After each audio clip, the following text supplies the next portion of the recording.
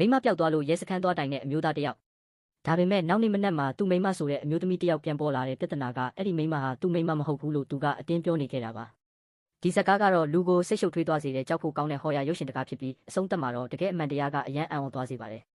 ဇလန်းကဘန်ကောက်မြို့ရဲစခန်းမှာစတင်ပါတယ်ဟီဖေးဆိုတဲ့တရုတ်လူငယ်တယောက်ကသူ့မိမလီမူစီပျောက်သွားတယ်လို့ရဲကိုအကူအညီတောင်းနေပါတယ်ဒါပေမဲ့ခီးသွားရသည်ဖြစ်နေတဲ့အတွက်ရဲတွေကအရေးမယူကြဘူးသူ့ပြရက်တက်တန်းကလည်း9ရက်ပဲကျန်တော့လို့သူအရန်စိုးရိမ်နေခဲ့တယ်အဲ့ဒီညမှာသူမူးပြီးအိပ်ပျော်သွားရာကနောက်နေ့မနက်နိုးလာတော့သူ့ဘေးမှာအမျိုးသမီးတယောက်အိပ်နေပါတယ်အဲ့ဒီမိမကကျမကမင်းမိမပဲလို့ပြောတယ်ဒါပေမဲ့ဟီဖေးကတော့မင်းကအတူရောင်ပဲလို့အတင်းညင်းနေခဲ့တာပါပိုကြောက်စရာကောင်းတာက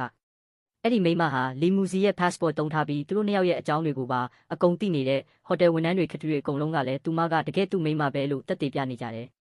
ရဲရရှိဂျုံကတော့ဟီဖေးမှာဦးနောက်အကျိတ်ရှိပြီးယောဂဖြစ်နေတာလို့ယူဆခဲ့တယ်သူတောက်နေတဲ့ဆေးတွေကလည်းထင်ယောင်ထင်မှားဖြစ်စေနိုင်တယ်ဆိုတော့ဘယ်သူမှသူ့စကားမယုံတော့ဘူးဒါပေမဲ့ဟီဖေးကမလျှော့ဘူးသူ့မိမအစ်စ်ကိုရှာဖို့ဆုံးဖြတ်လိုက်တယ်ဒီအချိန်မှာချမ်မိုင်ဆိုတဲ့နာမည်ကြီးရှေ့နေတယောက်ပေါ်လာပါတယ်သူမကအမှုတစ်ခါမှမရှုံဘူးတဲ့ရှေ့နေတယောက်ဖြစ်ပြီးဟီဖေးကိုကူညီဖို့သဘောတူခဲ့တယ်စုံစမ်းရင်းနဲ့တဖြည်းဖြည်းထူးဆန်းတဲ့အရာတွေပေါ်လာတဲ့တယောက်ယောက်ကဟီဖေးကိုလိုက်လုံနေတယ်လို့နောက်ကလိုက်ဆောင်ကြည့်နေတယ်လို့ဖြစ်နေခဲ့တယ်ချမ်မိုင်ကတော့ဒီအမှုရဲ့နောက်ွယ်မှာမင်းမိမအစ်စ်ပါဝင်နေနိုင်တယ်လို့တန်တရားဝင်လာတယ်အဲ့ဒီနောက်ဟီဖေးရဲ့မကောင်းတဲ့အတိတ်အကြောင်းကိုသိလာရတယ်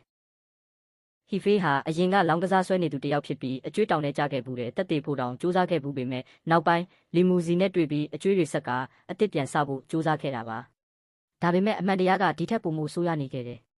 တနေ့ချမ်မိုင်ကတက်သေးတစ်ခုကိုရှာတွေ့သွားတယ်လီမူစီပျောက်သွားတဲ့ညမှာရေငုပ်ဝစ်စုံနှစ်စုံငားသွားခဲ့တယ်ဆိုတာပါအဲ့ဒီအချိန်မှာဟီဖေးရဲ့အပြုတ်မှုတွေကပိုပြီးတန်တရားဖြစ်ဖို့ကောင်းလာတယ်နောက်ဆုံးမှာတော့ချမ်မိုင်ကမယုံနိုင်လောက်အောင်ကိုအံ့ဩဖို့ကောင်းတဲ့အမှန်တရားကိုဖော်ထုတ်လိုက်တယ်ဟီဖေးကလီမူစီကိုပထမဆုံးတွေ့ကြတဲ့ကအချစ်ကြောင့်မဟုတ်ပဲသူမချမ်းသာတာကြောင့်ပြစ်မှတ်ထားခဲ့တာပါအိမ်အောင်ကြပြီးနောက်သူဟာလောင်းကစားပြန်လုပ်ခဲ့ပြီးအကျွေးတွေအများကြီးတင်လာတယ်လီမူစီကကွာရှင်းဖို့စီစဉ်နေတဲ့အချိန်မှာသူမရဲ့ပတ်စံတွေကိုအမွေရဖို့ဟီဖေးကကြောက်စရာအစီအစဉ်တစ်ခုချလိုက်တယ်နှစ်ပတ်လည်ခီးမှာရေအောက်က Starry Night ကိုပြမယ်လို့လိန်ခေါ်ပြီးလီမူစီကိုရေအောက်တန်လောင်အိမ်တစ်ခုထဲပိတ်ထားခဲ့တာပါပိုဝမ်းနေစရာကလီမူစီကသူ့မှာဟီဖေးနဲ့ရတဲ့ကိုဝင်ရှိနေပြီဆိုတာပြောဖို့စီစဉ်ထားခဲ့တာဒါပေမဲ့သူမဟာရေအောက်မှာတယောက်တည်းတိတ်ဆုံးသွားခဲ့ရတယ်အဲ့ဒါတွေကိုစုံစမ်းဖို့အတွက်လီမူစီရဲ့တငယ်ချင်းဖြစ်တဲ့ချမ်မိုင်နဲ့သူမရဲ့ဇက်ကတဲ့အဖွဲကဟီဖေးကိုအမှန်ဝန်ခံအောင်လုပ်ထားတဲ့ဖန်တီးမှုကြီးတစ်ခုပဲဖြစ်နေခဲ့တာပါနောက်ဆုံးမှာဟီဖေးဖန်ဆီးခံရပြီးတေတံချမှတ်ခံလိုက်ရတယ်